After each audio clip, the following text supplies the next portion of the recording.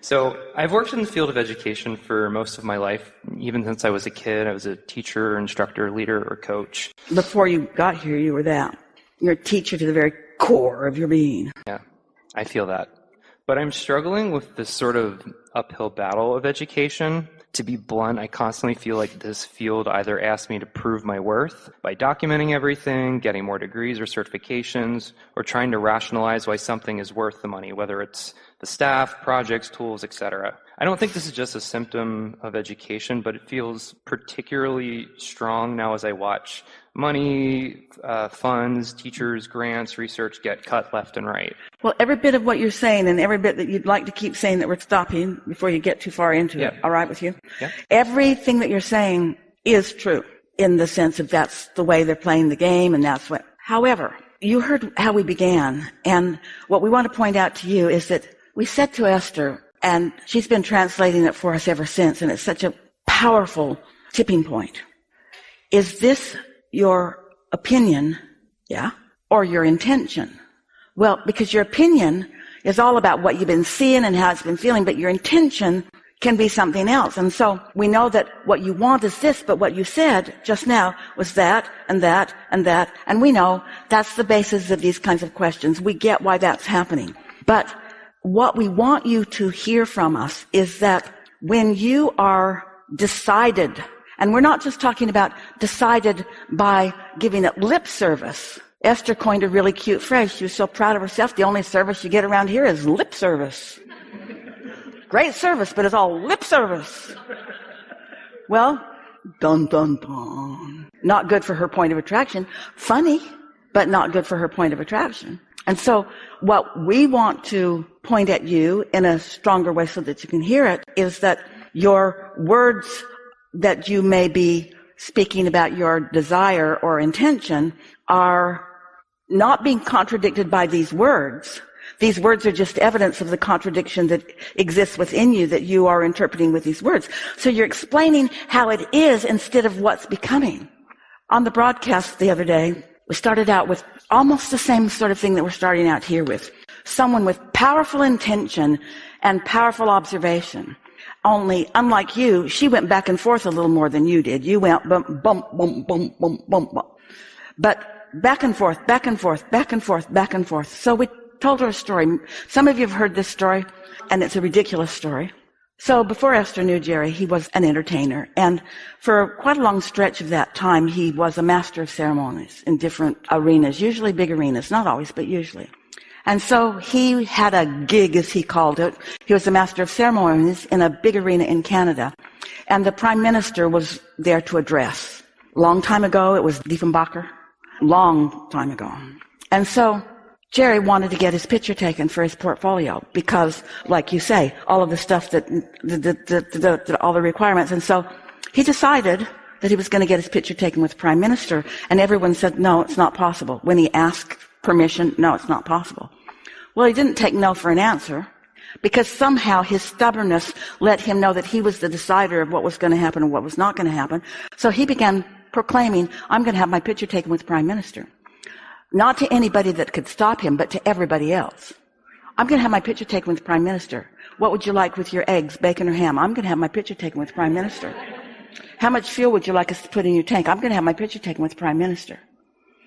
Every opportunity that he had, I'm going to have my picture taken with the prime minister. I'm going to have my picture taken with the prime minister. As he told that story to Esther, she was almost embarrassed for him because it just sounded so ridiculous. Really, Jerry? Did you really say that to everybody? Everybody. I'm going to have my picture taken with the prime minister. I'm going to have my picture taken with the prime minister.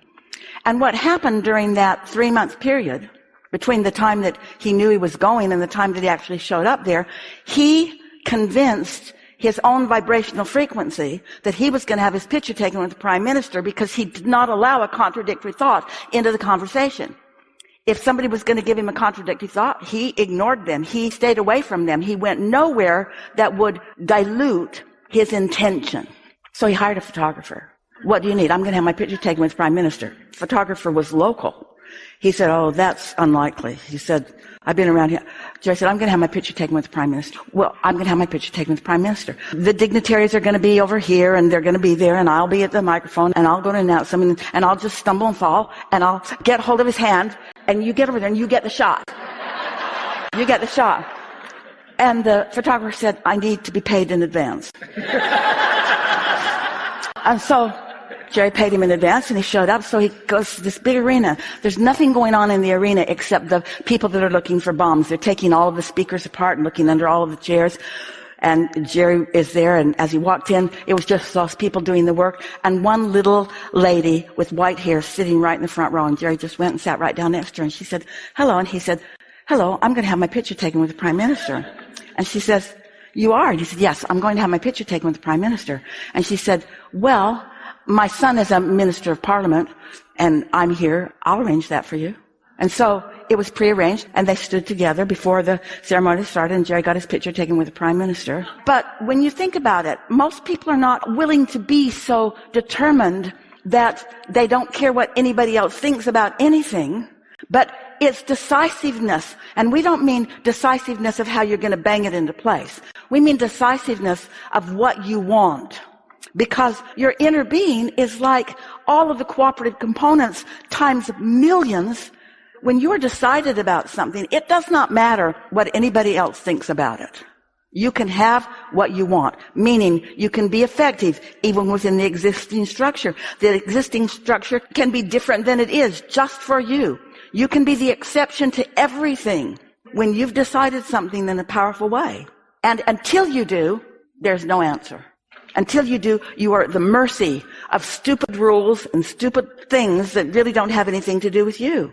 Your ability to teach is your ability to uplift. And your ability to uplift is your ability to attract. And your ability to attract is your ability to have your bag of marbles under your control so that what you're attracting from everybody matches what you want. When you get clear like that and only the marbles that match what you want are active, anybody's marbles that are different than that can't enter into the equation. This is law. This is law. That's why you see all kinds of people. Seems like the ones that break all the rules are the ones that everything works out for. Seems like that. But it's a law of attraction thing. It's not a disservice thing, and it's not a lucky thing, and it's not a karma thing. It's an attraction thing, period. So was kind of the essence of my question, in that I feel like I keep having to prove myself to these people or prove my work, or other people Well, feel therein this. lies your problem. But that's the tweak that I just realized, is rather than I don't need to prove my value or my work. When was the last time that you let the universe give you what you want without justifying it in any way? That's what we said to Esther. When was the last time that you just let it come without justifying it through jumping through some hoops that in many cases are full of contradiction? You have to see yourself and feel yourself as this blessed, worthy, ready to receive. That's the belief shift right there that I just had. I don't need to prove myself. I just have to say I am worthy. You just have to know yourself. I have to know. You have to know yourself as that way. And look at your life. Look at it. You know this. In fairness, there's a whole lot of people that don't know it, that are running around with bags of marbles trying to convince you otherwise. And the more they don't know it, the more they puff up, and the louder they are, and the more they lay this down and lay this down and lay this down. Can I just ask a question about that? Because that was my second part. Let us give you a piece first, because this is going to alter your question just a little bit, we are certain. What if, and it's not what, it is this way. What if it is this way? What if you are the attractor of everything that comes to you? And what if you're holding somebody as your object of attention and you're pretty sure that they disapprove of you? You remember experiences like this where there was disapproval. So you don't, because of your past experience, you don't clean up your vibration and give them a chance to be who they are. So you don't ask for their trust or their belief because you don't believe that they're capable of it. That's not very uplifting of you. That's not what you came to teach. These are the words we had with Esther, so don't feel bad. Look at it this way. It's attraction. Drum roll, please. And it's team attraction. It's team attraction. What if I can have done my processes and focused and deliberative thought, and I'm going to have my picture taken with the Prime Minister, and I am so sure that there are wonderful people everywhere that want to know the world as I know the world. And that's how I see them. Because I'm focused upon them with my full force of clarity, just like Jesus healing. I've got this full energy of attraction going on, and I'm holding them as my object of attention. And they just can't buck my current. And they just have to love me like I love them. That's just the vibration that they have to be a part of. That is so satisfying for them. When you trust someone to help you, to love you, and there's no deviance in your vibration, oh, what a gift you give. But when you doubt them and you use your habit of negative thought about yourself as the excuse to doubt them, you're not even giving them a chance to be who they really are. Feel the power of that? You want to give people a chance to be who they really are by you being sure who you are and you knowing at the core who they are. Jerry and Esther had a dear friend. She just bothered the hell out of them. She said, we're going to go on the road with you. We're going to get a bus and we're going to go on the road with you and we're going to help you. And Jerry said, no. And she said, no, we really are. We've already bought the bus and we know what your schedule is and we're going to be there. Whether you want us to be there or not, we're going to be there. And Jerry said, all righty then. And so they just kept showing up and they just kept showing up and they just kept showing up. She was going to have her picture taken with the Prime Minister, period. And Jerry and Esther were doing everything on their own in those days. So now they had this other couple that was showing up where they were. And it was not an easy ride. They drove their bus on roads their bus shouldn't be on. And they tried to go through the New York tunnel and their bus was too tall for it. And they had to let the air out of the tires. And they didn't travel with Jerry and Esther. But they were determined that they were going to go and they were going to help them. And it got way good after a while. And so one day, Jerry said to Esther, watch Marie. Watch what she does. And Esther said, what? And Jerry said, just watch her. They were setting up. Well, Marie was really picky. One day, Esther stood at the podium and said hello and then brought Abraham in. And then when she left the podium, her hands were black because there'd been scuff marks on there. And so Marie had colored them with a magic marker because she didn't want it to look bad. And there was nothing that she wasn't willing to do. So Jerry said, just watch her. And so what Esther witnessed was Marie saying, it was a room about this size, maybe half this size. This is on the small side because you are masterful leaders of the universe. And she said, these chairs are very dirty and we can't have our clients sitting on these chairs tomorrow. And they said, well, we can't do anything about it. And Marie said, well, surely you can find some way of cleaning these chairs. And they said, well, they won't be drying. She said, well, surely you can find some way of drying them. And they shampooed the chairs in the meeting room. And then Jerry said, you have to keep watching this because this isn't the end of the story.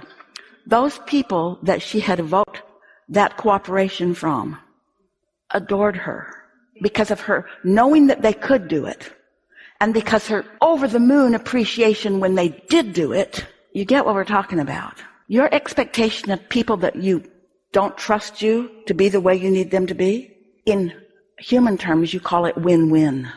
Win-win. Because you feel good when you love and expect wonderful things, and they feel good when they feel love and accomplish wonderful things. Win-win always comes from the vortex end of the stick, and lose-lose always comes in some other combination. When you don't expect someone to rise to their own expectations and to yours, lose-lose. That's all we're talking about here. Because you, as we said, are a teacher to the very core of your being. What are you here to teach? You're here to teach vibration. You're here to teach attraction. You're here to teach invincibility. You're here to teach success and prosperity and wellness and clarity and balance. That's what you're here to teach. And when you don't see it, you can't teach it. That was really good. Are you all right? Yeah, no, I'm great. That was great. You answered the second part of my question, so we're good there. But your story, it does remind me of another story that I just want to share with you because I think it shows that Jerry intention photographer. A friend of mine from college, we were both from the same area, Reading, Pennsylvania, and she was sitting at the dentist with a girl, and the girl's like, I'm moving to Nashville and I'm going to be famous one day. She kind of rolled her eyes. That girl is Taylor Swift. Yeah. That's way better than the Prime Minister story.